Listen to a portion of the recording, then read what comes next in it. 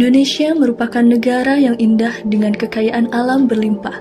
Setiap jengkal wilayahnya memiliki keunikan tersendiri. Lautan, pegunungan, dan hamparan sawah yang luas menjadi rumah bagi berbagai suku, etnis, dan ras. Inilah Indonesia, negara yang terbingkai dengan keragaman budayanya. Namun keindahan itu kini semakin menghilang karena ulah manusia. Seperti salah satu masalah terbesarnya kini adalah sampah plastik.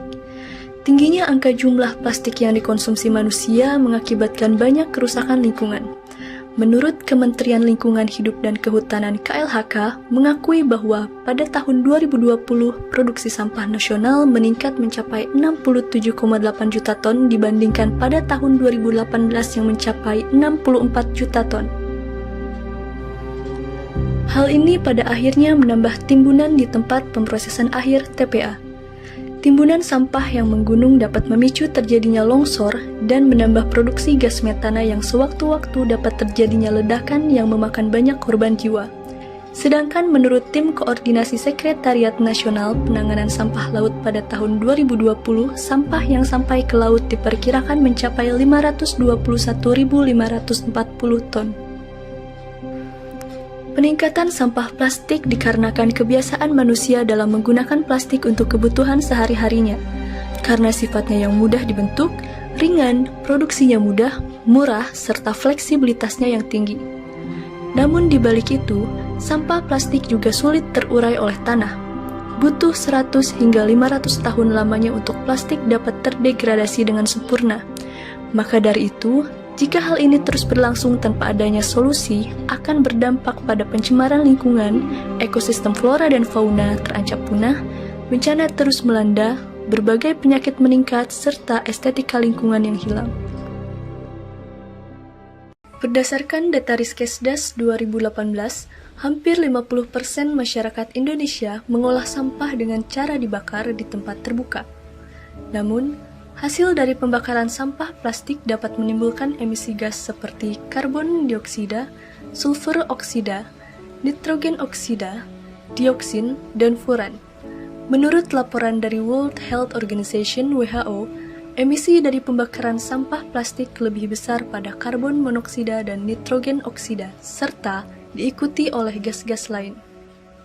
Gas emisi hasil proses pembakaran sampah bersifat karsinogen yang dapat menyebabkan kanker serta kerusakan sel jaringan otak dan tubuh. Selain itu, emisi hasil pembakaran sampah plastik juga dapat menyebabkan perubahan iklim karena meningkatnya gas rumah kaca di atmosfer. Jika hal ini terus berlanjut sampai generasi selanjutnya, dunia akan semakin rusak dan anak cucu kita tidak dapat menikmatinya. Maka, jika bukan kita yang mencegah, dunia akan semakin tidak terkendali. Pemandangan yang indah, udara yang segar, hutan, dan lautan yang masih terjaga kelestariannya merupakan impian bagi semua orang. Hal ini tidak akan menjadi mungkin ketika kita tidak menjaga kelestarian lingkungan.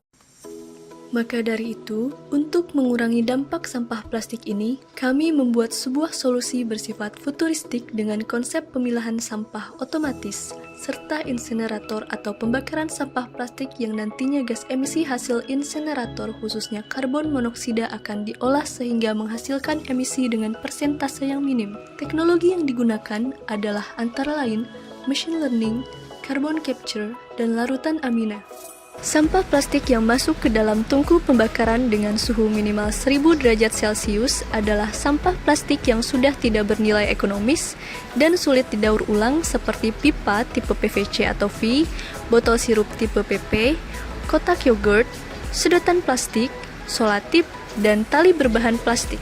Sampah plastik yang telah dipisahkan akan masuk ke dalam tungku insinerator untuk dibakar dengan suhu minimal 1000 derajat Celcius. Dan sampah lainnya seperti sampah organik dan anorganik akan dipisahkan ke tempat berbeda untuk didaur ulang. Sampah plastik yang telah dibakar menghasilkan gas emisi. Gas emisi tersebut akan bergerak melalui sebuah pipa dan melewati teknologi carbon capture yang akan menangkap emisi karbon. Dan gas emisi lainnya akan dipisahkan dan dialirkan ke bawah tanah.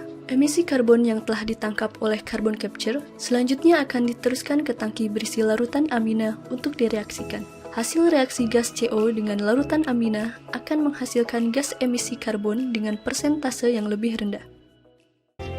Maka dari itu, kami menyarankan bahwa pengadaan alat ini diaplikasikan di tiap kabupaten kota di 34 provinsi dan dikelola oleh pemerintah daerah khususnya Dinas Lingkungan Hidup daerah masing-masing.